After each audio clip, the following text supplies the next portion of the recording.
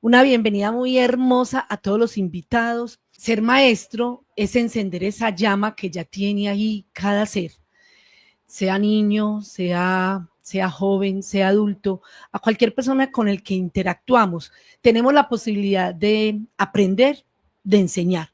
Ese es un espacio hermoso que nos da la posibilidad que tiene como educador este oficio tan hermoso.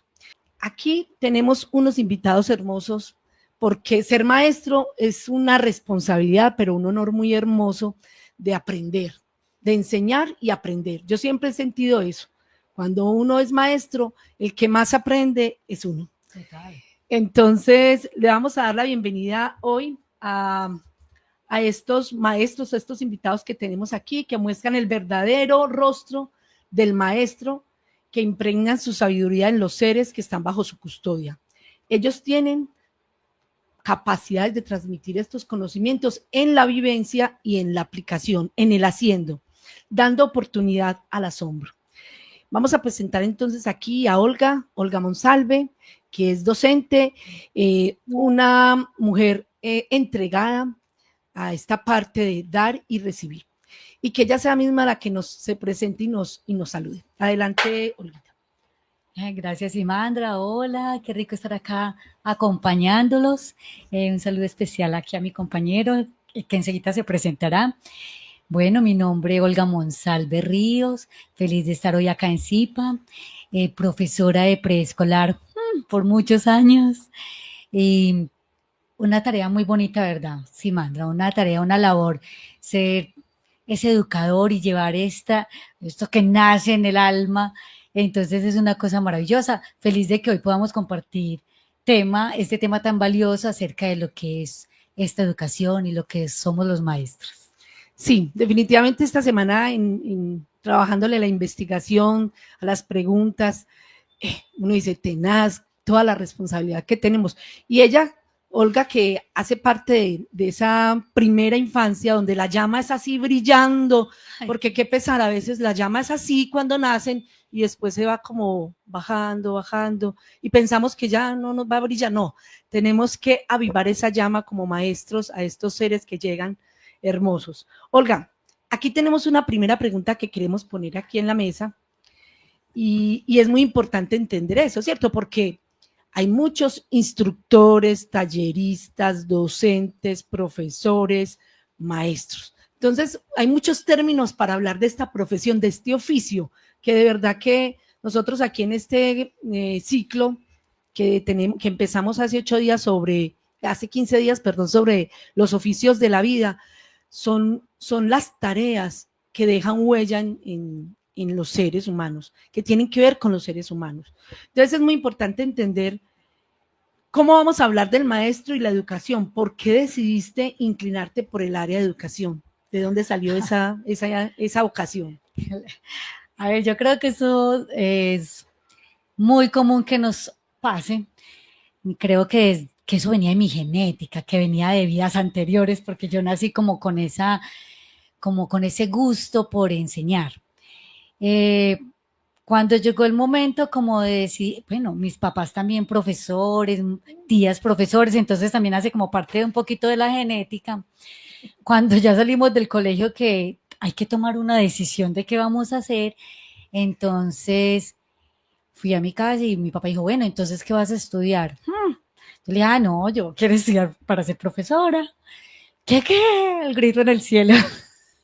Porque obviamente era profesor, en ese momento estaban en paro, entonces no era como el ideal, pues la sugerencia, no, es que el profesor tiene muchas tareas, muchos compromisos, es más en la casa, es también en la escuela, es, bueno, miles de cosas, no es bien remunerado, entonces uno le entra como esa duda. ¿Será que sí o que no? Aunque fuera ese sentir. Entonces, ¿cómo les parece que me presenté a contaduría? Y qué belleza, no pasé. Esas son las bendiciones. Entonces, bueno, decidí, seguí buscando y como por no irme derechito por el magisterio, entonces entré a recreación. Y resulta que en recreación, pues, valga la dicha que confirmé que sí eran los niños, que sí era la educación lo que quería. Y me gustó mucho la carrera, fui brillante, por decirlo así, porque tuve un equipo de acompañamiento excelente. Terminé y una compañera me dijo que empezara en un preescolar. Y yo, no, pero es que yo no terminé preescolar. No, pero tener las condiciones.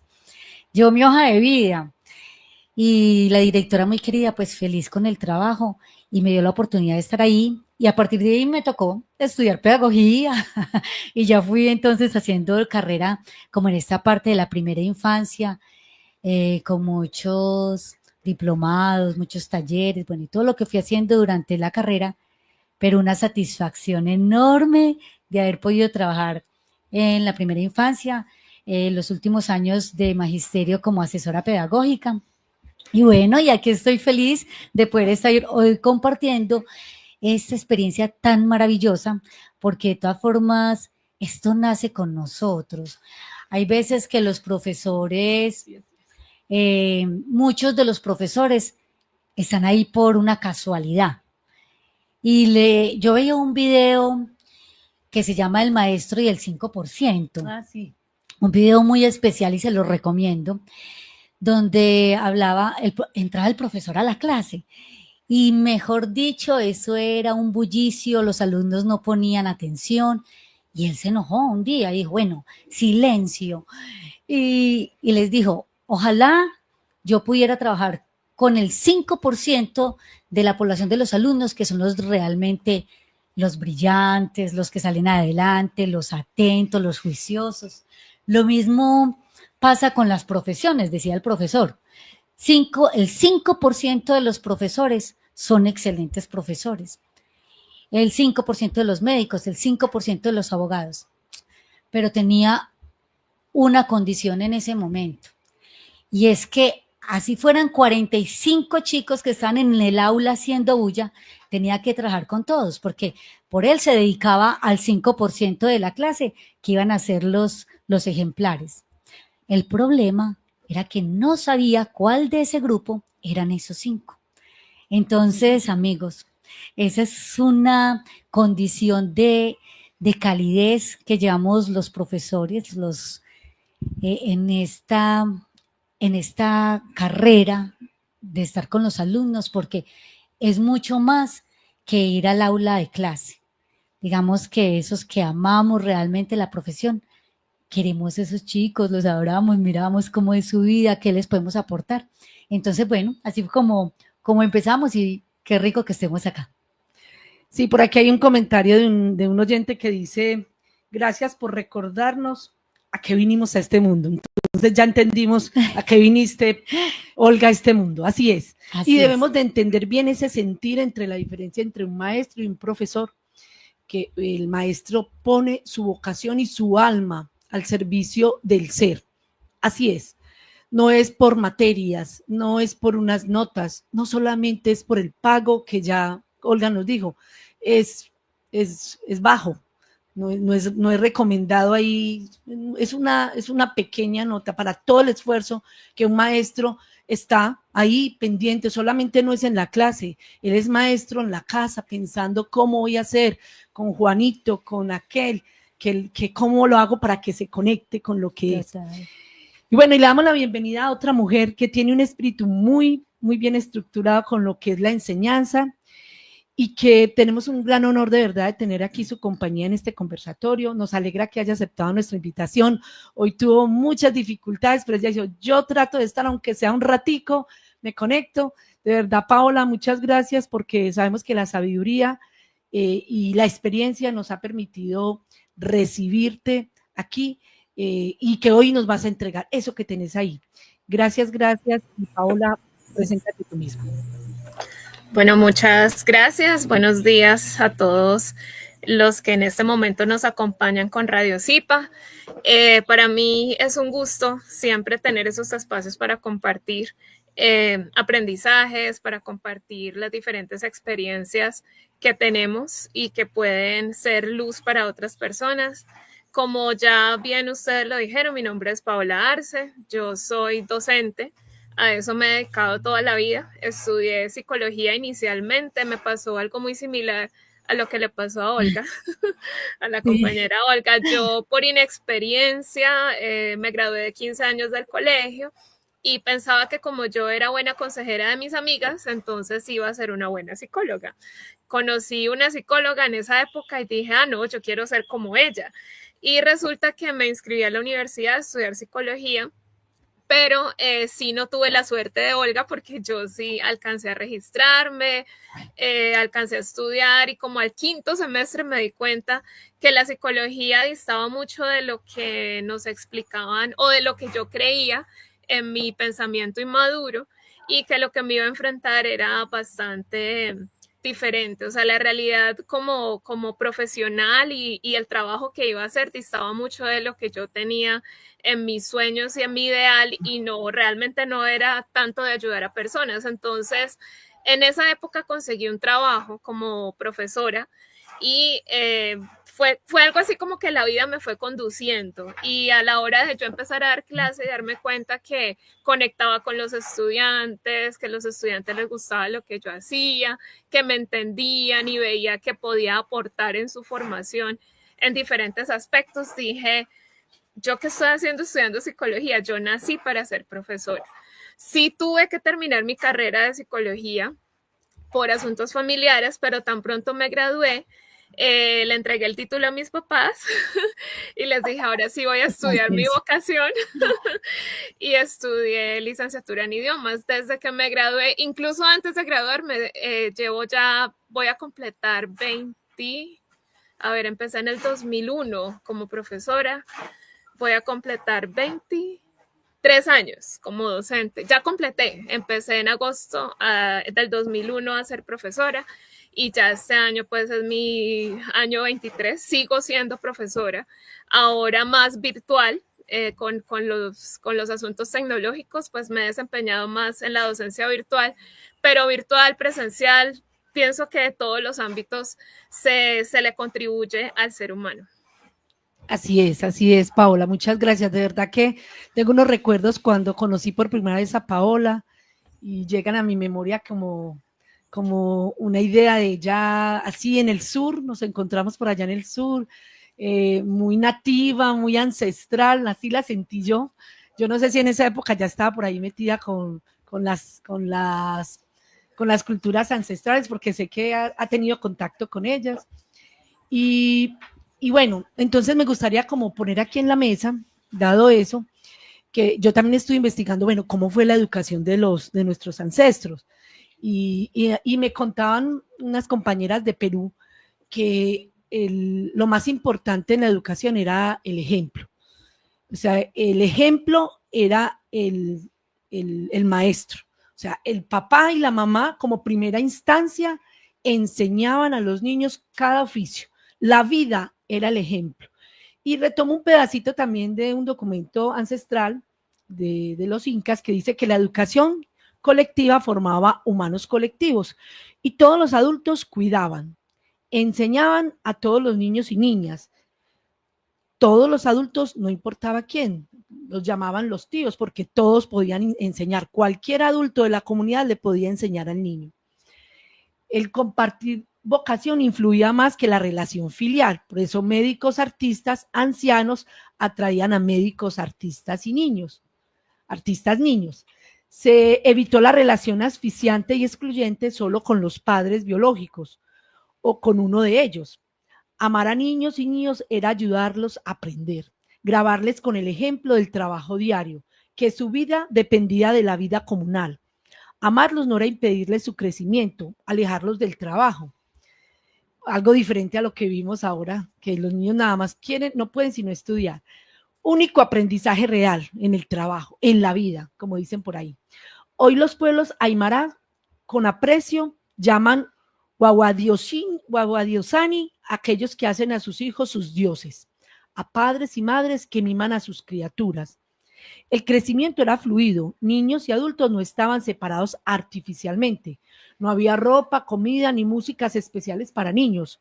Estos ayudaban a la comunidad, los niños apenas tenían fuerza y coordinación, jugando a los 4 años, ya ayudaban a escoger las semillas por color y tamaño, luego cuidaban un huerto pequeño, le alimentaban conejos y aves y otros animales pequeños, jugaban aprendiendo y ayudando, desarrollando músculos, sentidos.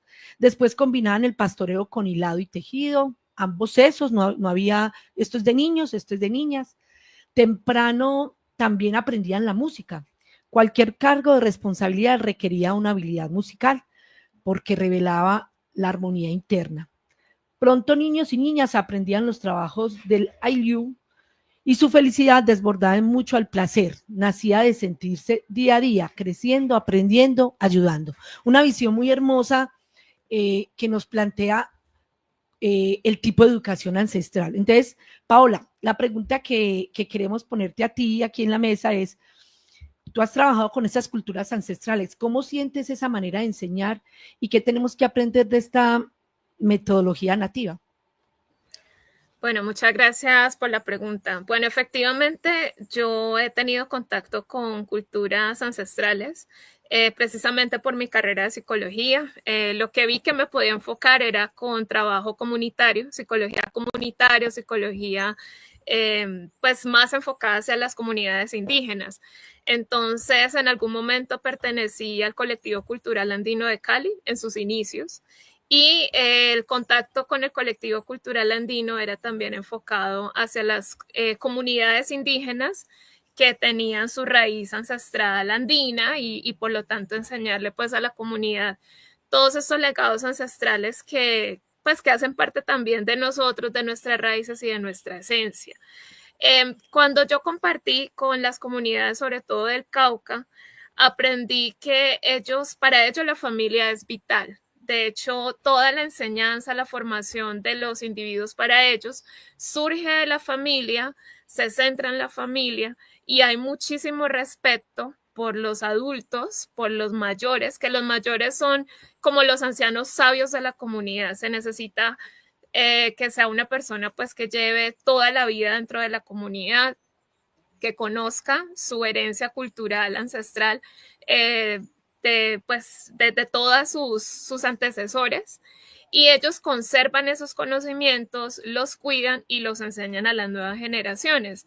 Entonces la formación dentro de las comunidades andinas viene precisamente de, primero, respetar la raíz, ir a los conocimientos que traen de generación en generación y se han pasado por tradición oral, conservarlos por medio de los ancianos y mayores sabios de las comunidades y enseñar ese legado a las nuevas generaciones. Entonces, los niños, los jóvenes que se forman dentro de las comunidades, dentro de los cabildos, deben tener una formación con sus mayores, deben tener una formación con esos ancianos sabios y aprender toda esa herencia que viene de siglos, milenios atrás y formarse dentro de esos conocimientos.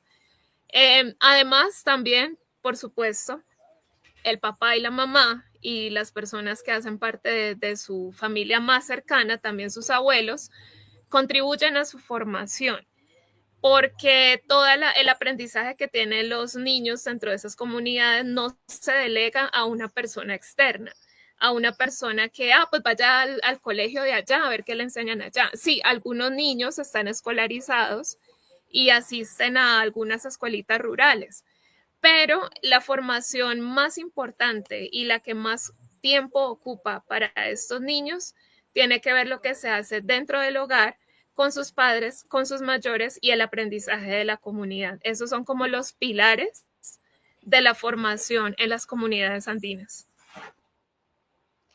Hermoso. Yo tuve la experiencia hace muchos años en Popayán de asistir ahí a un lugar que se llamaba Maestra Vida, así se llamaba el lugar, y la educación tenía esa visión también, o sea, es con la vida que se enseña. Entonces ellos llegaban al lugar, era una finca inmensa y estudiaban las matemáticas contando las gallinas que habían allá, los huevos que sacaban las gallinas, estudiaban el arte a través de todos los proyectos que se conectaban con la vida. Comían, se alimentaban de lo que producían, entonces se conectaba la vida con la educación. Y entonces hay que entender así, ¿cierto? Cuando separamos la vida de la educación, terminamos llenando de conocimientos desconectados, de intereses propios a los niños, que tal vez nunca necesitemos, ¿cierto? de todas esas informaciones, fórmulas, ecuaciones porque hay ecuaciones que necesitamos, pero en la vida real, y a veces uno ahí escribiendo unas ecuaciones que nunca las va a usar, ya ahí se quedaron para allá perdidas, ¿cierto? Por eso cada vez es más frecuente metodologías donde se retoman a partir de experiencias del aprendizaje para que sea significativo y realmente transforme cada ser. Un verdadero maestro es el que siempre se recordará por las lecciones que no están dentro del plan de estudios. Un maestro que enseña para la vida, ¿cierto? Y por eso entonces aquí tenemos en la mesa a un maestro que dejó huella en mí, a mi maestro. Tenemos aquí a Mario Cano. Lo recuerdo precisamente porque quedaron muchas cosas ahí en mi ser que me generaron, me transformaron. Mario, un agradable, de verdad, enorme y emocionada yo de verte aquí, porque es reconocer el trabajo que como maestro, como él y como ustedes y como muchos que de pronto también nos están escuchando, nos van a escuchar, hacen una labor hermosa con sus alumnos. Pero Mario, bien puedas, saluda, preséntate, bien puedas. Muy buenos días para todos los que están conectados allí al otro lado de la pantalla. Gracias por la invitación a los compañeros de CIPA, a quienes nos sintonizan en Latinoamérica, en la península ibérica también, y todos aquellos que de alguna manera están conectados con nosotros en este programa que también me emociona. No voy a dar una referencia cronológica, pero fue hace algunos años, unos añitos. Bueno, lo diré, más o menos entre el 82 y el 87 fue el periodo en el que yo comencé mi labor de maestro. Soy hijo de maestra. Mi madre fungió como tal durante muchos años y nos fue impregnando de esta labor, de esta tarea.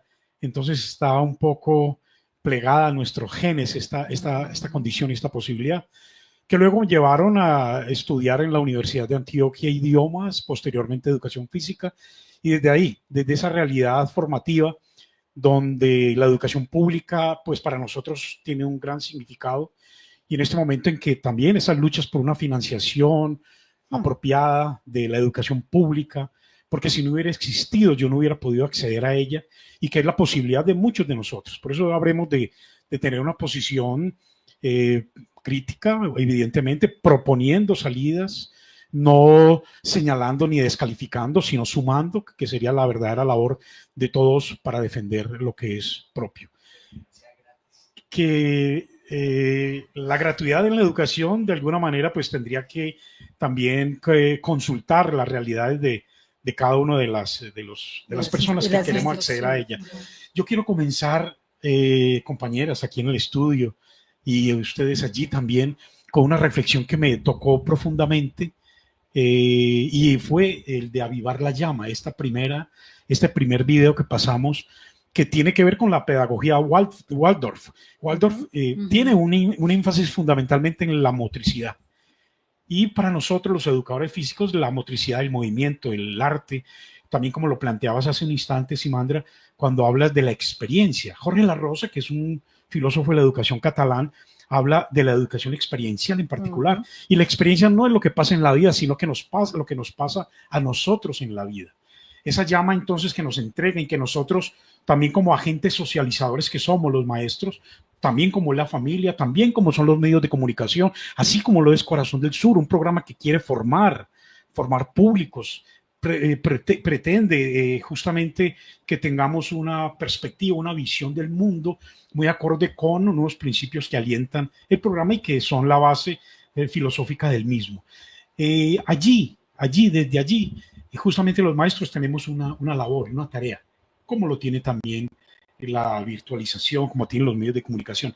Quería hacer referencia a propósito del ancestral de un mito griego, el mito de Prometeo encadenado.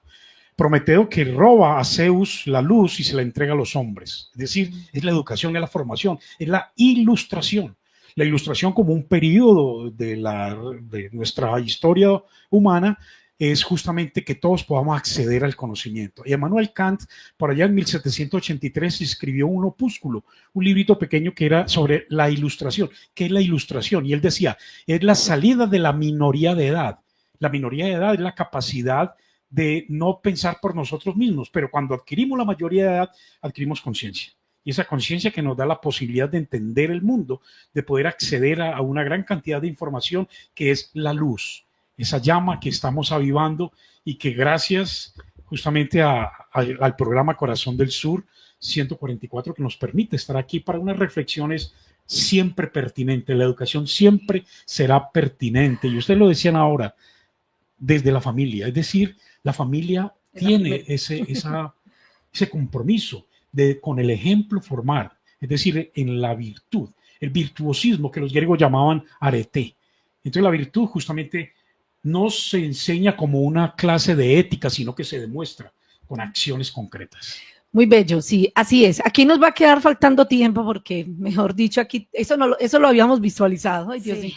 Pero bueno, Mario, la pregunta que tenemos para ti, como desde tu experiencia de maestro, que son muchos años, ahora en este momento, él ya se jubiló y sigue siendo maestro en la Universidad de Antioquia, es maestro desde la parte de educación física, ¿cierto? Sí, a través del juego, las expresiones motrices lúdico-recreativas. Entonces queremos como retomar, cómo hacer que las cosas importantes no se queden registradas en el tablero, en un cuaderno, sino que queden selladas en el corazón del ser, sea un niño, sea un joven, sea un adulto. Ahora Paola lo decía cuando hacía alusión a las formaciones y la educación ancestral, con el ejemplo. Es decir, ¿cómo logra uno impregnar indelebles palabras, huellas en los corazones de nuestros estudiantes, que son con ellos, celebramos la vida? Es justamente siendo consecuentes. Consecuentes con este concepto del arete de la virtud griega, ¿no? Es decir, yo tengo que entrar en un escenario donde respeto, donde demuestro la alegría de aprender, la alegría de saber, la alegría de leer. Es decir, el primero que tiene que llegar con felicidad al aula es el maestro. Y de esa manera impregna, con esperanza, con ilusión. Pero yo no puedo ser fatalista, yo no puedo impregnar a mis estudiantes de desesperanza. Tengo que mostrar que efectivamente cada una de las palabras que yo ofrezco están llenas, repletas, pletóricas de amor, de afecto, de esperanza. Melich y Bárcena, que son otros filósofos de educación españoles, hablan que la escuela es un lugar de hospitalidad, educar en el amor, porque la educación es un acto de amor. Y entonces esa nueva hospitalidad, ese recibo justamente es el que tiene que llenar de confianza al estudiante que está allí y propiciarle caminos.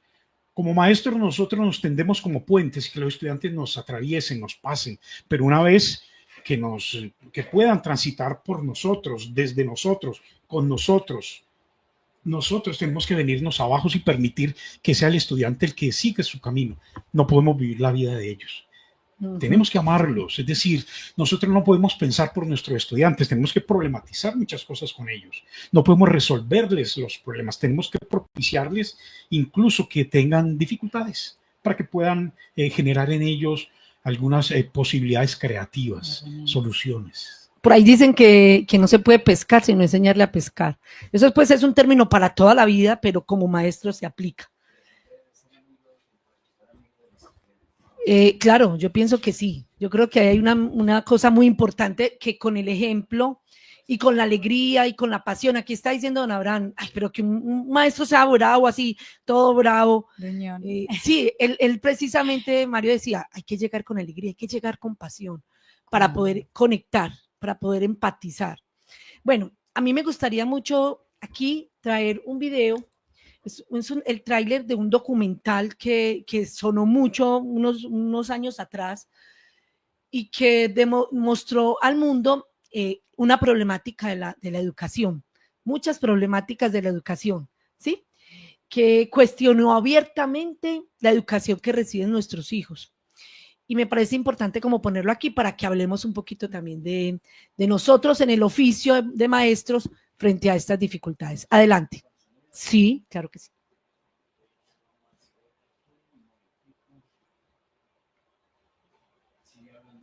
Sí, este se llama Educación Prohibida. Es un video que dura pues como 1:40, 1:30, pero nosotros vamos a ver el pequeño tráiler que ya pone en la mesa como ciertas dificultades que pasan en la educación, ¿cierto? Que se ha ido imagina de la vida. Adelante.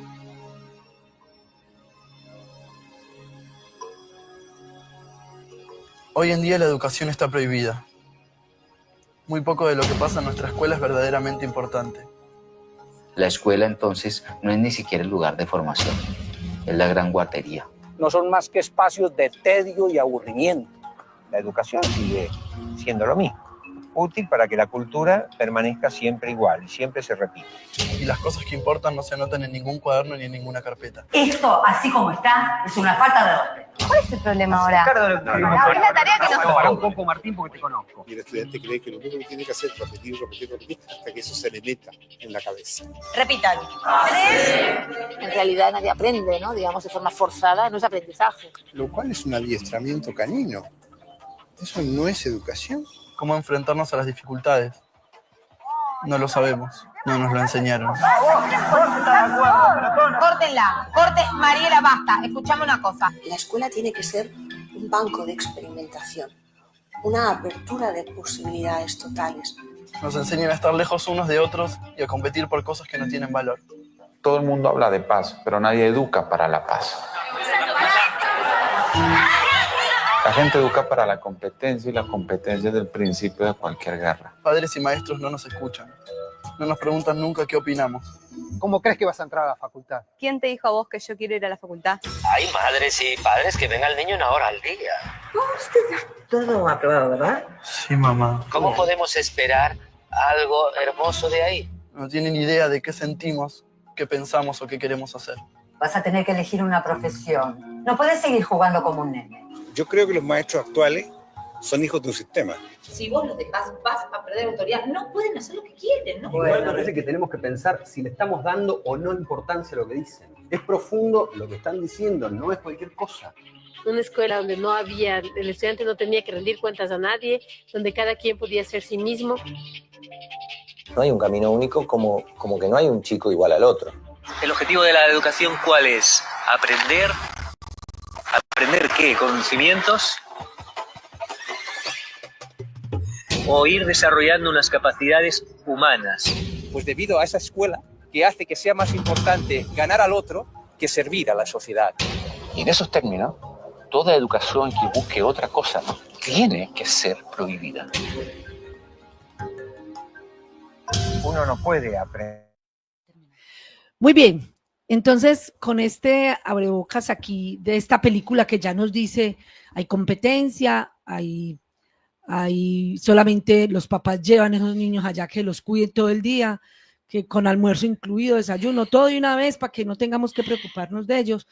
¿Qué pasa con la educación, Olga? Tratemos de entender un poquito que sí, la educación es una cosa en teoría, pero en la práctica pasan muchas dificultades. ¿Cuáles serían algunas de ellas que quisieras como retomar aquí y que de alguna manera también se insinuaron en el video? Sí, digamos que aquí hay mucho que reflexionar, digamos, podríamos hablar toda la mañana de esto, pero empecemos por el área mía que fue el preescolar. Cómo nosotros recibíamos niños a las 6:30 de la mañana y a las 6 de la tarde un papá iba y lo recogía. O sea, en todo el día no estaba con su papá porque es la primera infancia. Entonces nosotros éramos las que los bañábamos, las que jugábamos con él, lo alimentábamos, dormíamos, éramos sus segundas mamás, ¿cierto? Yo alguna vez lo decía en algún programa, era tanto el apego de los niños hacia nosotros que ellos en las vacaciones no querían ir a sus casas. Si están acostumbrados eran a nosotras, a compartir con nosotros. Entonces, digamos que como decía el video, es una guardería.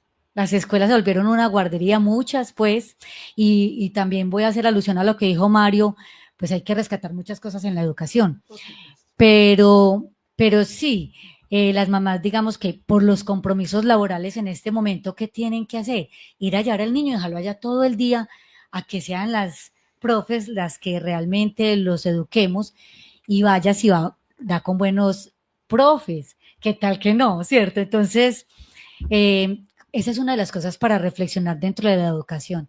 Pero en general, digamos, los colegios, ¿cómo los chicos van al colegio y disfrutan por sus compañeros, sus amigos, pero qué estrés esa parte de la memorización, que es lo que, como la mecánica que se utiliza para presentar un examen, o cuando llega el profesor, yo me acuerdo que llega la profesora de química y decía, los 7, 17 y 27 al frente, y yo, ay, fue madre, entonces uno No me acordaba de uno eso. se moría del susto porque, ay, me tocó dar la lesión, entonces digamos que un poco estresante también como esa parte. Digamos que esas son dificultades en la educación, esa parte de coartar la creatividad y digamos que en la primera infancia nosotras somos responsables de mucho, o sea, de lo que va a ser la vida del niño de ahí en adelante. Ese primer sexenio es importantísimo. Entonces, una profesora que llega y dice, y yo creo que muchos han visto un video que se llama La Flor, donde el profe pide pintar una flor y la niña le ponen esos colores y qué felicidad, ay, no, voy a hacer mi flor de todos los colores del arco iris, las hojitas y así. Y el profesor, ¿usted qué está haciendo? Pintando la flor. Roja. La flor es roja, exactamente, la flor es roja. Entonces la niña, claro, con timidez empieza a pintar la flor roja, ¿cierto? Y luego les dan plastilina y ella se imagina un mundo de cosas, serpientes, balones, y el profesor le dijo, no, es que con esta plastilina vamos a hacer esto. Entonces, digamos que la metodología tiene que ir cambiando y ahora ha mejorado, ¿cierto? Pero también es como en la conciencia de cuál es el trabajo que nosotros tenemos que hacer. Los profesionales, los chicos que salen ahora, digamos que en la gran mayoría no hay esa convicción, esa entrega de sacarlos adelante, aunque hay unos que se han esforzado bastante por hacerlo. Entonces, ahí veíamos en el video cómo, digamos que se educa al chico para formarlo para el sistema, para que él cuando salga le pueda servir al sistema, pueda trabajar en un cargo del sistema, pero no interesados en ese ser, en ese espíritu que está ahí, porque si fuera así, nos llevaríamos a la idea de las cualidades con las que cada uno venimos. Entonces, que aquel que tiene intereses musicales, qué rico poder enfocar su educación con la música, o como lo mencionaban ahora, por ejemplo, en la pedagogía que mencionaba Simandra cuando fue a Pasto, cuando fue a esa escuela, que aprendían a través de la vivencia, ¿cierto? Digamos que sería el ideal de escuela, pero no se puede lograr en todas las partes. ¿Por qué? Porque esas granjas y esas escuelas tienen unos costos muy altos. No cualquiera puede acceder a ese tipo de educación. Y las escuelas convencionales son con 45, 50 alumnos. ¿En qué momento un profesor va a poder enfocarse en el ser de los alumnos?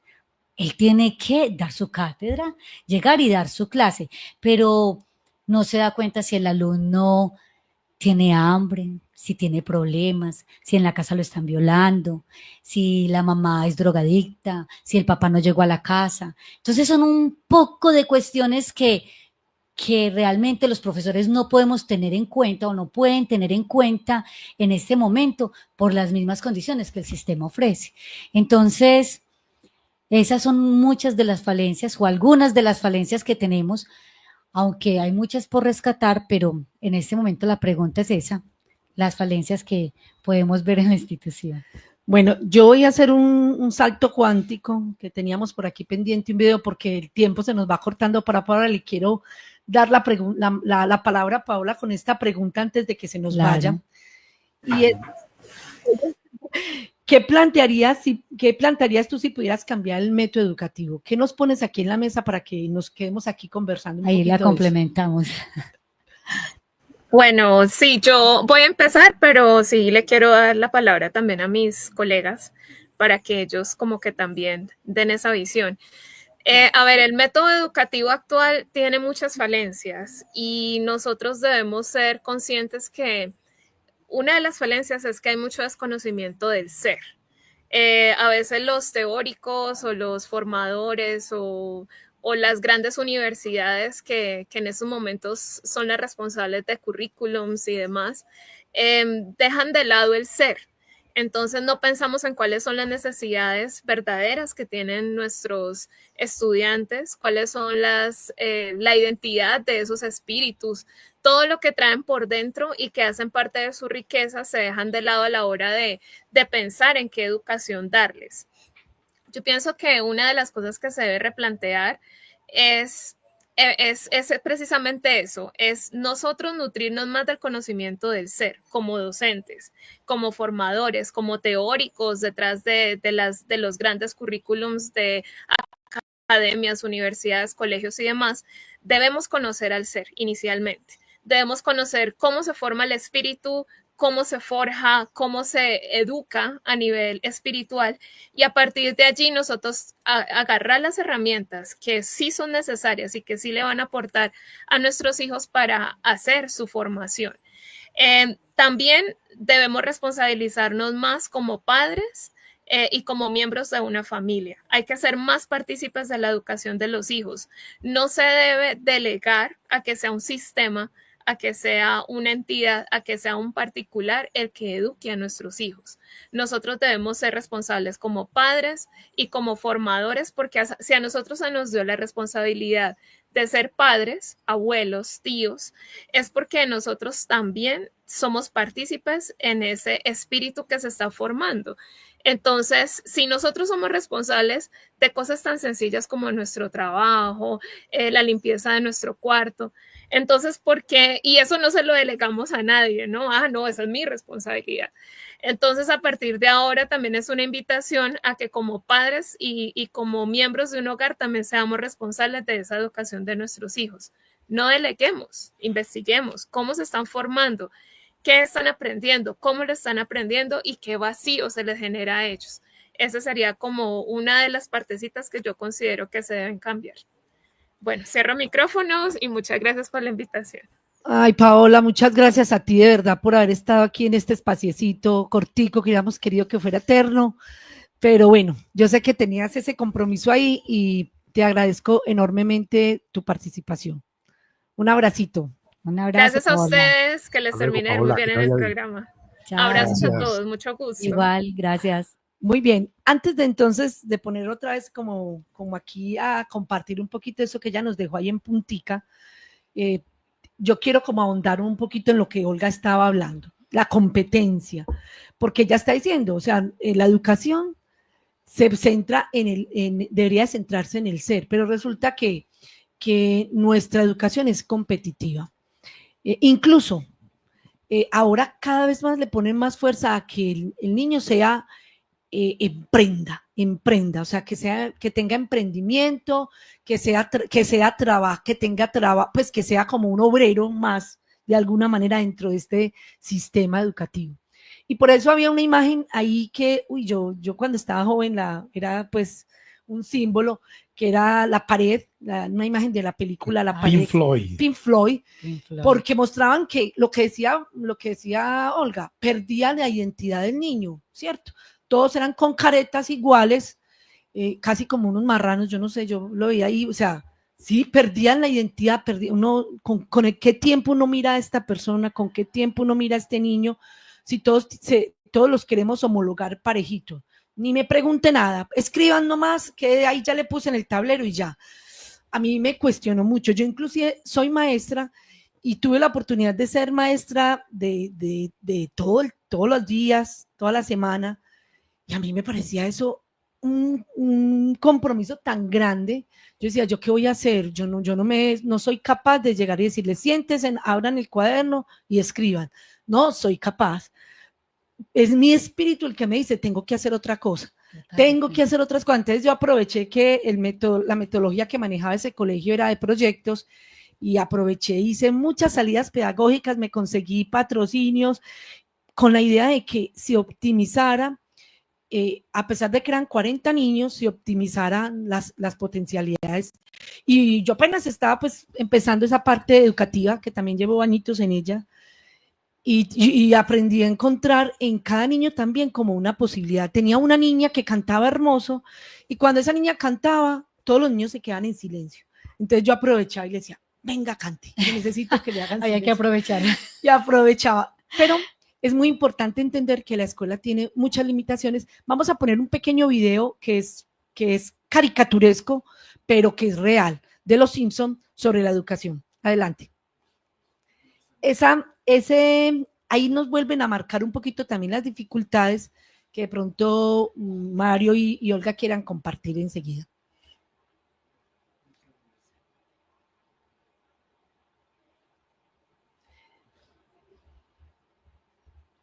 Es cortico.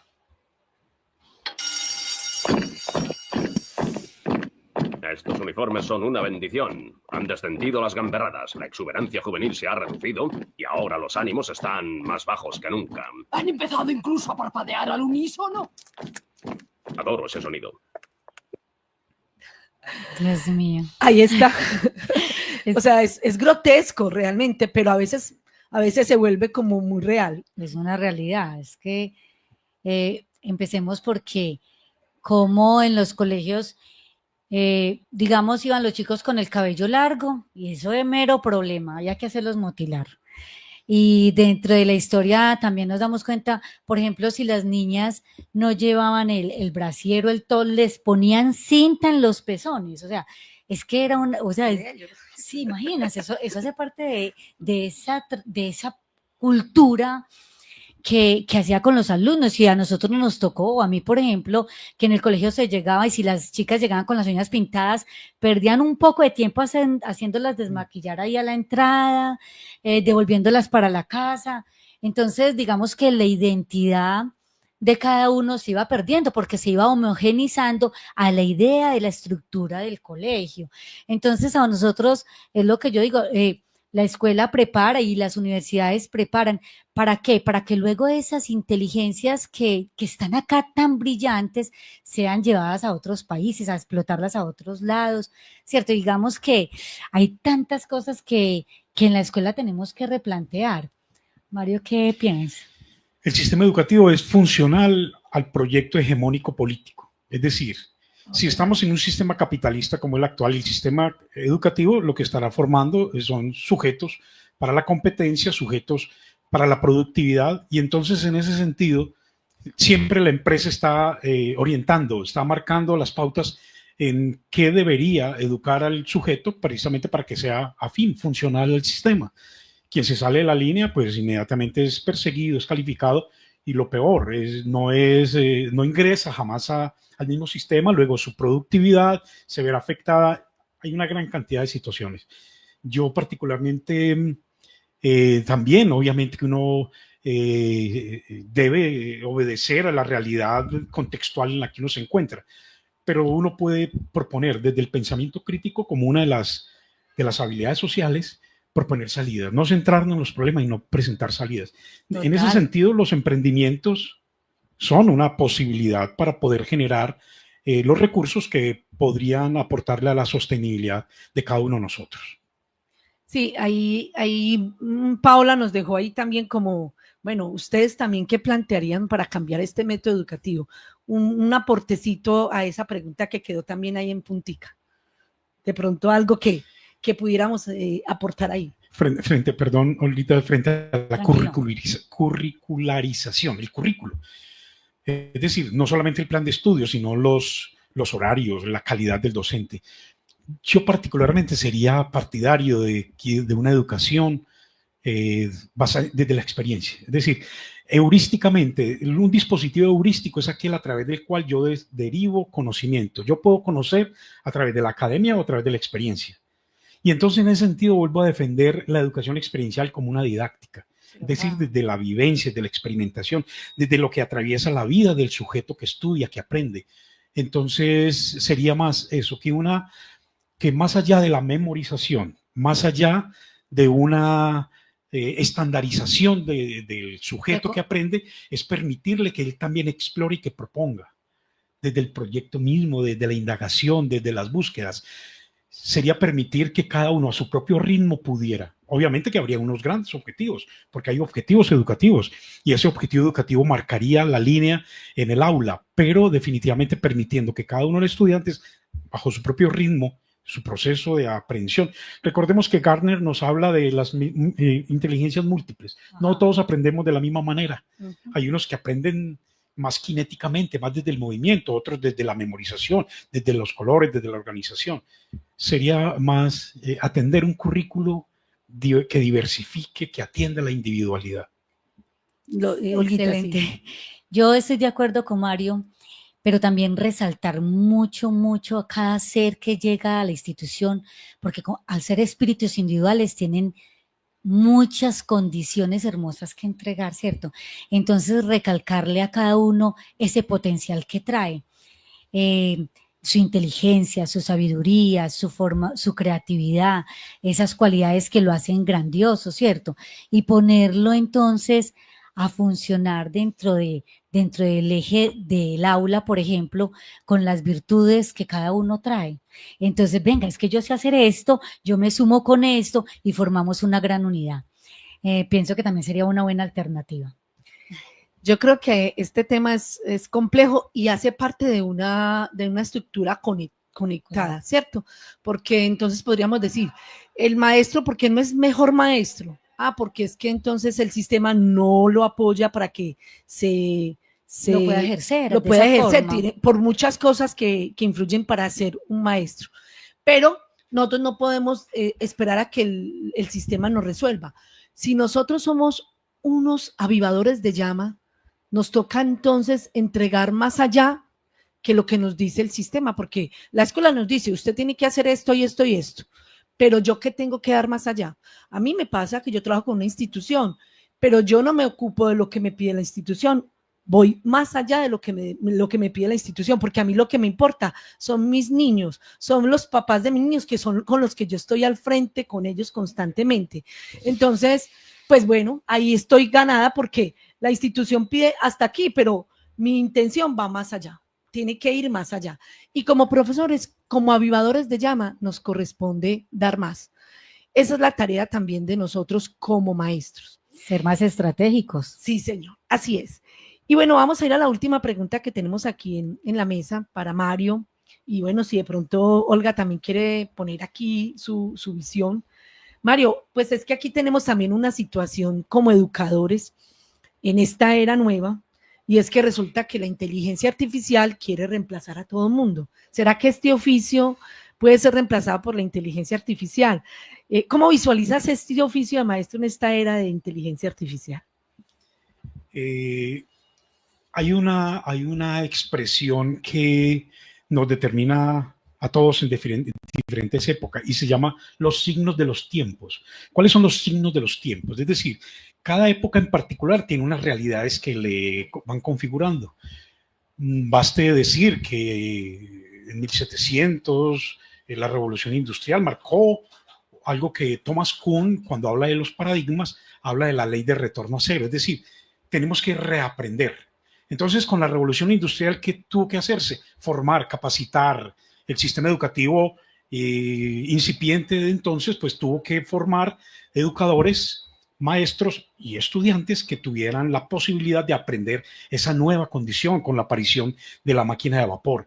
Posteriormente, una teoría como fue la revolución copernicana, que dijo que no somos geocéntricos, que la Tierra no es el centro del mundo, del universo, sino que lo es el Sol, una teoría heliocéntrica. Esa ley de retorno a cero nos llevó a reaprender, es decir, unos nuevos aprendizajes, desde lo epistemológico, aprender una nueva teoría del conocimiento. Lo mismo pasó también con Sigmund Freud cuando habla del psicoanálisis. Ahora, el signo de los tiempos actuales presentes es la inteligencia artificial. ¿Cómo adecuarnos? No podemos satanizar la inteligencia artificial. Podría ser una herramienta que podría generar en nosotros buenas posibilidades. De hecho, la tiene.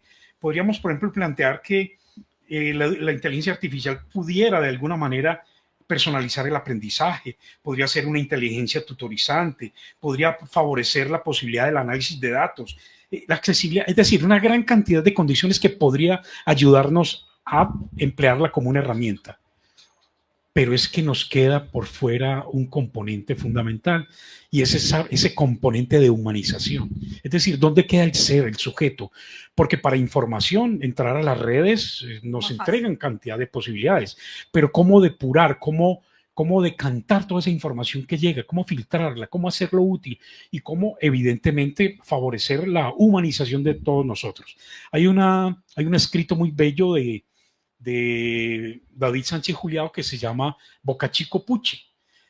En Boca Chico Puche, justamente lo que él plantea allí, en esencia, es que un Boca Chico quiere entrar a estudiar.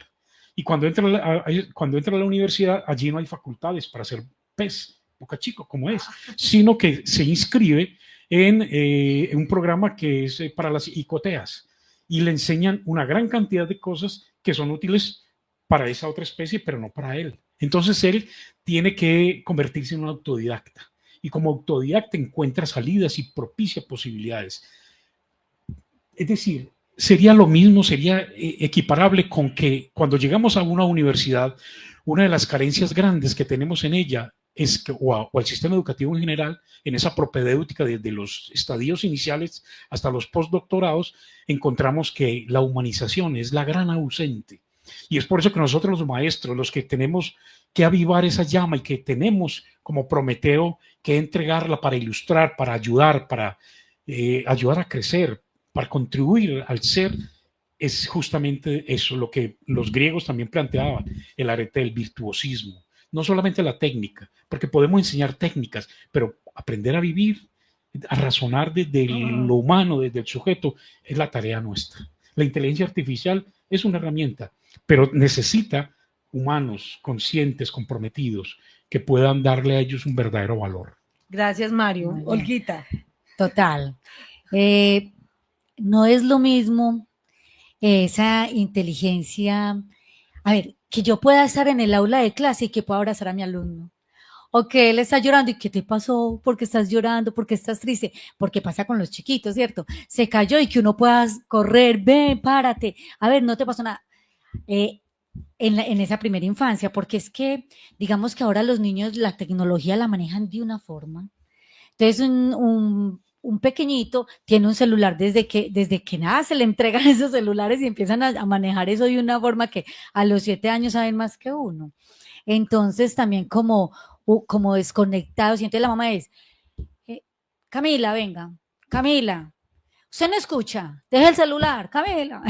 Entonces o sea, los niños están metidos allá en ese mundo, digámoslo, en la parte tecnológica, y se ha perdido un poquito como ese contacto, ese amor, esa solidaridad. Venga, sentémonos, conversemos, ¿qué te pasa? ¿Por qué no estás aprendiendo? ¿En qué estás fallando? ¿Cierto? Entonces yo digo que también nosotros, en esa parte humana que nos dice Mario, esencial en esa parte de ese avance tecnológico, de esa inteligencia artificial. Alguna vez hicimos una reflexión en mi trabajo alrededor de eso. Y entonces, claro, están todos unos mecanismos ahí de inteligencia artificial, chat, yo ni me acuerdo los nombres. Y entonces yo decía, bueno, ¿cuál es la diferencia? ¿Ustedes tienen miedo de ser reemplazados por la inteligencia artificial? No nos tengamos miedo. Escribámosle ahí, ¿usted tiene alma? Le escribimos, a ver qué nos contestaba. Y él, no entiendo, error. Claro, porque el alma no la puede reemplazar. Nada de eso. Cada uno de nosotros que estamos aquí tenemos un alma y esa es la que le entregamos en esencia a esos alumnos que llegan a nosotros. Entonces, la inteligencia artificial será una herramienta nomás, pero nunca podrán dar el alma. No, inclusive yo buscando aquí una imagen que acabamos de mostrar ahí, veía yo un robot haciéndole a una muchacha, abriéndole la boca para darle la comida o lavándole los dientes. Y entonces, o sea, es tosco, o sea, él no tiene alma, él no tiene esa esencia humana que aquí nos acaban de poner en la mesa. Bueno, vamos a avanzar un poco más en el programa, esto está muy bello. Tenemos muchos comentarios de los oyentes. Le recordamos a todos los oyentes que se conecten a Corazón del Sur 144 por todas nuestras redes, en Instagram, en Telegram, en YouTube, en TikTok. Todos los lunes a las 7:30 de la noche tenemos un estudio de profundización virtual para los que quieran. Pueden buscar en Telegram, Alimenta tu Corazón del Sur, ese grupo que tenemos en Telegram, para que nos hablemos de tú a tú, varios de los temas que hemos tocado aquí en Corazón del Sur, y vamos a profundizar allá, para que podamos hablar, porque aquí nos mandan algunos mensajitos, pero allá vamos a poder hablar de tú a tú. Adelante, ahí está también en pantalla el formulario de Google, por si de pronto quieren contactarnos a través de él o a través del teléfono de WhatsApp de Corazón del Sur. Y vamos a ir entonces, don Abraham, por favor, los comentarios de los invitados y si hay alguna pregunta para que avancemos. Sí, Simandra, saludamos a los oyentes que nos escuchan a lo largo y ancho del planeta. Vamos aquí a saludar a Ana Cristina Cardona. Saludos y abrazos, Paola, desde Puebla. Qué alegría escucharte. México. Marta Inés González Monterrosa, buen día, hermanados, bendiciones. Isabel Cristina Martín dice buenos días al equipo de Corazón del Sur y los invitados.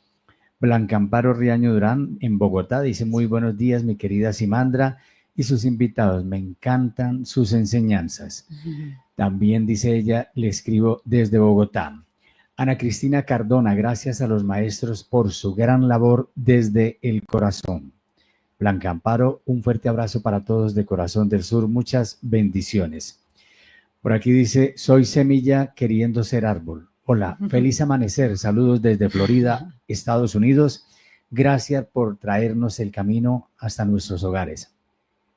Sebastián Restrepo, buenos días mis hermanos, un abrazo fuerte. Gracias por recordarnos para qué vinimos a este mundo.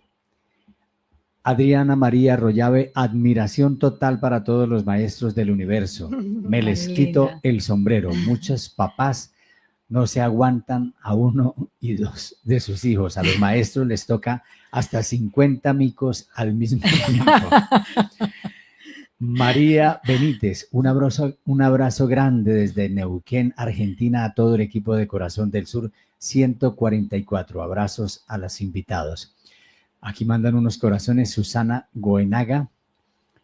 Nélida Ríos, el maestro necesita una fuerza espiritual especial para mantener equilibrio físico, mental y emocional. Pero hagamos abrámosle ahí el espacio a esa pregunta. Si el maestro, ante esos 50 micos, como dicen por aquí, necesitará una condición especial en su fuerza espiritual para mantener ese equilibrio mental, físico y emocional. Totalmente. O sea, es que no podemos perder el equilibrio. Ustedes se imaginan los niños que están en manos de nosotros, que confían en nosotros, y los alumnos, porque no solamente son los chiquitos, también los que el profe maneja. Entonces, donde nosotros llegáramos con los problemas propios a la institución, donde nos saliéramos de casillas, donde los golpeáramos, es que pasa. Entonces, fue madre, hay que estar muy atentos a esto porque totalmente, nosotros vinimos a hacer es un trabajo de rescate de espíritus a este planeta. De lo contrario, si no tenemos ese equilibrio y esa estabilidad, no lo podríamos lograr. Y no es solamente en la institucionalización, no es solamente en el aula. Afuera. Total. Cuando un ingeniero termina su obra, se quita el casco y se quita su uniforme y pasa a ser uno más de los transeúntes. Nosotros, aunque lo pretendamos, no podemos quitarnos esa capa y siempre somos. En mi barrio, por ejemplo, cuando paso, yo soy profe. Y soy profe no por el ejercicio que tenga directamente con ellos, sino con la identidad. Luego, la exigencia social que sobre el maestro pesa es mayor, porque tiene que ser ejemplo, no solamente en su hogar como... Es decir, como un formador también de familia, en la familia como primer agente socializador, sino también en la comunidad, en el barrio, contribuir, aportar. Claro, la oyente, nuestra invitada, la persona que está desde allí planteándolo, gracias, efectivamente, ese equilibrio emocional, esa homeostasis, esa virtud que tenemos que necesariamente plantear en lo físico y en lo mental, es una realidad. Que se ratifica en la vocacionalidad que ya nos hablaba Olguita hace un rato cuando nos planteaba que desde niña había escuchado ese llamado y que sentía que la llama estaba en ella. Efectivamente, eso es una realidad, tenemos que ser equilibrados. Así es. Incluso ustedes saben que los maestros tienen unos descansos que la gente dice, ay, pues es que tiene vacaciones a la mitad, tiene vacaciones yo no sé qué. Santa. Y a esta fecha, ¿ustedes se imaginan cómo están los maestros? Exhaustos. Esta es la última semana donde ya necesitan por favor. Un aliento, porque es necesario. Ellos necesitan una fuerza, o sea, por eso ellos son unos avivadores de llama. Somos unos avivadores de llama, porque estamos con una fuerza impresionante, para poder que la podamos dosificar a todos esos corazones, a todas esas llamitas que están ahí necesitando que se aviven. Vamos a la siguiente pregunta. Bueno, por acá, Nuevo Amanecer dice buenos días para todos, muy buen programa. Tengo una pregunta para los maestros. ¿Conocen el homeschooling? ¿Sí? Homeschooling. ¿Cómo ven esta alternativa para la educación actual? Bueno, claro que sí. Yo digo que es una muy buena alternativa siempre y cuando el papá o el adulto responsable esté acompañando al alumno. Pues para los que no saben de qué se trata, es la virtualidad, ¿sí? Es el estudio virtual donde los niños no van al colegio, sino que todo es a través de la pantalla. Entonces, hay ahí, digamos que un cierto grado de responsabilidad o mucho grado de responsabilidad de los papás al inscribirlos o matricularlos en este tipo de formación, porque es responsabilidad de ese papá estar ahí vigilante de lo que les están entregando a los niños y en que el niño esté metido en su clase y no, porque las pantallas te envían toda la información que desean y él se puede ir por el camino que quiera, ¿cierto? Entonces, yo digo que es muy chévere mientras que tengamos ese apoyo incondicional. Mario, ¿quieres agregar algo? Sí, la pandemia nos enseñó esta nueva alternativa, esta posibilidad formativa, que pienso que si no está impregnada primero de la voluntad del que aprende, porque tiene que haber un compromiso personal del niño o del adulto que está detrás de la pantalla y que a veces se desvirtúa en una bolita que aparece en la pantalla y se quedan solo en la bolita. Se apagan pantallas y muchas veces, incluso lo vimos, cuando quedaba abierta la cámara, mostraba una cantidad de accidentes hogareños, situaciones que ustedes, a veces muy divertidas, otras muy grotescas, otras muy dolorosas, pero era una realidad. Sí, el homeschooling como alternativa, como posibilidad didáctica, y estoy absolutamente de acuerdo con lo que se plantea en esta mesa por parte de Olga, y es, si no hay un gran compromiso de quien acompaña, evidentemente sería también un fiasco, sería un chasco. No podría alcanzar el objetivo que busca, y es optimizar el tiempo. Bueno, yo tengo que agregar ahí, porque sí tuve mis hijos en una época en homeschooling, pero el homeschooling tiene un abanico de muchas posibilidades. Hay unas posibilidades así, o sea, como de retomar una parte virtual, pero realmente es que uno podría decir, la palabra lo dice, homeschooling quiere decir escuela en casa. Y eso quiere decir que hay muchas posibilidades. Conozco unas posibilidades donde las mamás los dejan, que ellos hagan lo que quieran, busquen su propio camino, están ahí como guías, por supuesto. Ahí en el homeschooling los papás son los que tienen la potestad de ser guías, de avivar esa llama de distintas maneras. Yo conocí compañeros de familias de homeschooling que lo que hacían era se volvían sus profesores de los niños y no, pues no eran pantallas. Inclusive hay muchas familias que trabajan esa parte del homeschooling y antes esquivan la pantalla. Total. Lo que hacen es, vamos a trabajar, algunos lo hacen en la casa y le dicen, vamos a sacar 1 hora para matemáticas porque tienen esa visión. El homeschooling tiene muchas maneras, así como familias. Podría yo decirlo así. Vamos a hacer 1 hora de matemáticas y después hacemos estos juegos y después nos vamos a esta clase y después vamos a sembrar, cada uno a su manera y al tipo de necesidades que presenta cada niño, ¿cierto? Y cada familia, porque conozco familias donde hacen homeschooling, pero entonces como hay varios hijos, entre ellos también se enseñan, entre ellos también aprenden. Entonces hay un trabajo comunitario, pero no es lo mismo cuando yo solamente tengo un niño y hago homeschooling con él, es otro tipo, hay que buscar distintas estrategias. Y yo pienso que es una herramienta fundamental que nos permite apropiarnos como papás de la educación, tener claro que eso. Y por supuesto el homeschooling equilibra la socialización con actividades colectivas. Hay un movimiento aquí en Antioquia que se llama Homeschooling Antioquia, ustedes lo pueden buscar por Facebook.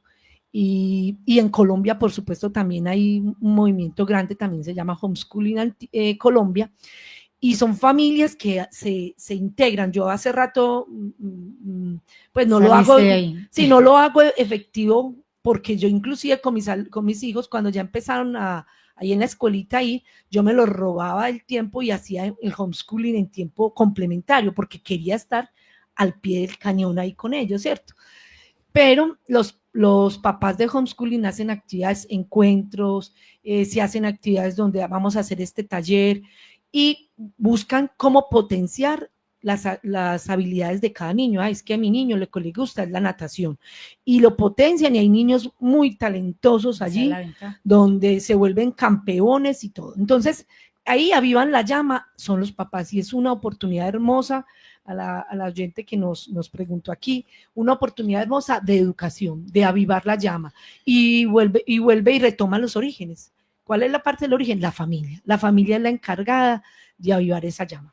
Vamos. Seguimos. Sí. Perdón un segundito, tú sugeriste algo muy importante, y era cuando los niños tienen diferentes edades y coinciden en la formación, entonces se acerca mucho al proyecto Vygotskiano. Vygotsky plantea las zonas de desarrollo proximal, donde todos se educan de acuerdo con sus intereses, aportando y formando al otro, y yo recibiendo del otro.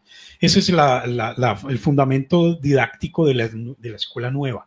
Una escuela nueva lo que busca es integrar a todos los que desean aprender, desde lo andragógico, no pedagógico y no andragógico, para que todos puedan, desde sus necesidades y sus intereses, aprender y coeducarse. Así es. Excelente. Así es. Muy bien. Seguimos. María Norma Bichop dice en sintonía desde Argentina: excelente programa, saludos Corazón del Sur 144.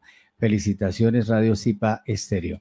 Amparo Ávila dice: muchas gracias a Corazón del Sur 144 y esos invitados por sus enseñanzas maravillosas. Norma Ferrato: buenas tardes, muchas gracias Paola, un abrazo gigante para tu bello corazón. Gracias Corazón del Sur 144. Laura Rodríguez: excelente programa, un gran abrazo de corazón a todos. Nuestra directora ejecutiva, la comunicadora social periodista Zoila Isabel Carvajal Almario, allá en las instalaciones, dice en sintonía: muy buenas enseñanzas, felicitaciones para María Idalí, para Simandra, los invitados, y en la dirección del programa, los invitados también. Blanca Silva: buenos días, felicitaciones por tan hermoso programa del tema importante. Saludos a todos los que hacen posible este tipo de ayuda a los escuchas. Abrazos. Lucía del Valle: hola, buenos días hermanados, hermanitos.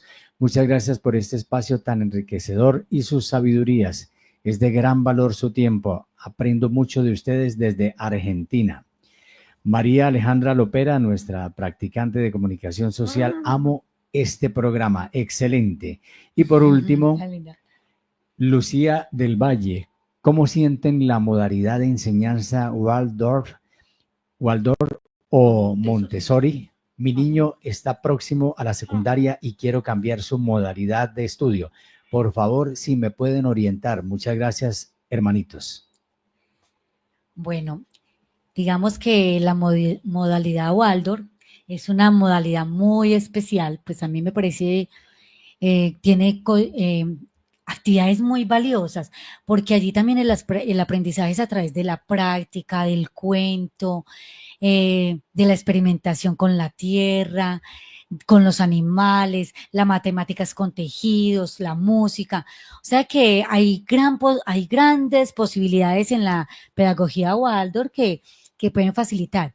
De todas formas, nunca vamos a encontrar, digamos, que un sistema educativo, el perfecto, el que nosotros queremos, porque siempre habrá alguna falla, pero digamos que tiene una gran acogida esa pedagogía Waldorf. Y frente a la Montessori, ¿tú qué sabes algo? En ambos casos está centrado en el sujeto, es decir, desde la andragogía, es decir, el sujeto que aprende. Ambas son absolutamente válidas. De hecho, pienso que más que decantarse por una u otra, tenemos que ser eclécticos. Cada una de ellas tendrá unos aportes significativos, pero obviamente que las instituciones educativas se decantan por una en particular. La elección que haces por Waldorf o por Montessori son ambas muy valiosas. La educación tradicional pues nos ha demostrado, como lo señalamos hace un momento, que está formando para la competencia sujetos individuales donde cada uno en una especie de sálvese quien pueda o llenando cubos, llenando baldes, como también se nos señalaba, pero Waldorf o Montessori son valiosísimas. Bueno, se nos está acabando el tiempo y ya antes nos pasamos, pero quiero dejar un pedacito del texto para abrirles el espacio de un mensaje final. William Ospina, en su carta al maestro desconocido, nos habla muy claro acerca de este tipo de maestro, que a mí me parece súper acertado, y él nos plantea lo siguiente: un maestro no necesariamente es alguien que tiene esa profesión y a quien se le paga por enseñar. Yo creo que todos nosotros, o sea que aquí está retomando la educación ancestral también, en todos nosotros tiene que haber un maestro, así como en todos tiene que haber un alumno. Es por tanto lo que hay que aprender, todo lo que hay por aprender, que nadie puede darse el lujo de ser solamente el que enseña y nadie puede darse el lujo de ser solamente el que aprende. Estamos en tiempos difíciles, estamos en tiempos sombríos, por eso tampoco podemos darnos el lujo de pensar que solo hay unos sitios especializados llamados escuelas donde se enseña y se aprende. El país entero es la escuela. El mundo entero es la escuela y un buen maestro debe ayudarnos a aprender también las lecciones que nos dan los ríos cuando se desbordan, las selvas cuando son taladas, la industria cuando no tiene conciencia de sus responsabilidades, los políticos cuando en lugar de cumplir con su noble misión de administrar los recursos públicos para el beneficio común, se abandonan a la corrupción y al egoísmo. Tenemos una tarea muy hermosa y por eso entonces les damos unos minutos, Mario, una conclusión final para este mensaje de ser en el oficio de avivar esta llama. Yo quiero pararme en hombros de gigantes y plantearlo así, que cuando no logro pensar por mí, me valgo de quienes lo hacen. William Ospina es un maestro y él plantea más allá, hay que trascender los muros de la escuela, es decir, el espacio formativo no solamente son los espacios institucionalizados, los espacios de formación son todos los espacios, la tienda donde don Pedro le vende al niño la bolsa de leche y le dice que le falta plata, entonces le enseña de alguna manera matemáticas, resta, le enseña incluso algunas acciones de manejo ambiental, de higiene, etcétera, etcétera. Entonces yo quisiera, para mí el gran sueño, es decir, a modo conclusivo, yo quisiera que los gobiernos o las instituciones pudieran crear ludotecas como unos espacios de encuentro. Una ludoteca donde converge el juego, pero el juego como un medio que propicia desarrollo. El desarrollo serían todas las transformaciones de carácter biológico, psicológico, social que todos los sujetos podríamos tener. Un autor, Geoffrey Dumas-Sedier, plantea una teoría que se llama las 3D. Entonces dice, el juego propicia diversión y descanso, pero además desarrollo. Y el desarrollo en 3 dimensiones. ¿Qué es desarrollo? Transformaciones. Transformaciones de tipo biológico, es donde la corporalidad, el cuerpo, el sujeto es un sujeto sano, pero también a través del desarrollo psicológico. El desarrollo psicológico, desde el ámbito psicológico, tiene que ver con procesos mentales, 3 procesos en particular: la cognición, la emoción y la sensación. ¿Qué es la cognición? Aprendizajes. Y es ahí donde la escuela tiene, y los escenarios y los agentes socializadores que hemos señalado en esta jornada, que son la familia, la escuela, la comunidad y los medios de comunicación, los más medias, tienen una gran labor. Allí quisiera que la cognición, los aprendizajes tuvieran un gran valor. Y obviamente el elemento socializador, desde la capacidad de interactuar, la solidaridad, la empatía, el cuidado por el otro, el deseo de que construyamos un mundo mejor. Justamente eso quisiera como un gran sueño, que se crearan ludotecas, escenarios de encuentro donde el juego medie y propicie desarrollo. Hermoso, así es. Total. Centros de desarrollo de jugar. ¡Ah, qué bien! Sí, excelente. Bueno, ante todo agradecerles por habernos acompañado hoy en este programa, ustedes allá detrás de pantallas. El aprendizaje fue mucho, cada día aprendemos más. Yo digo que uno de los valores que me llevo es esa sensibilidad que debemos tener como personas, que nuestros corazones sean dulces, amorosos, porque para enseñar necesitamos esa ternura, esa alegría, esa comprensión hacia ese ser que está en nuestras manos. Entonces, a todos esos profesores que están en este momento ejerciendo y que van a ejercerlo, que siempre tengan una identidad de ser, más que el ideal de un profesional y de un recaudo. Entonces, que esos alumnos sean el centro de atención para nosotros desde su espíritu. Muchas gracias de verdad a Paola, que estuvo en la mayor parte del programa, a Olga y a Mario, a mi profesor, que queda en mi corazón y en la de muchos. Yo sé que muchos de mi época, y me imagino cuántos habrá dejado después de mi época ahí, porque es un profesor que deja huella, porque somos profesores que dejamos huella, que avivamos la llama.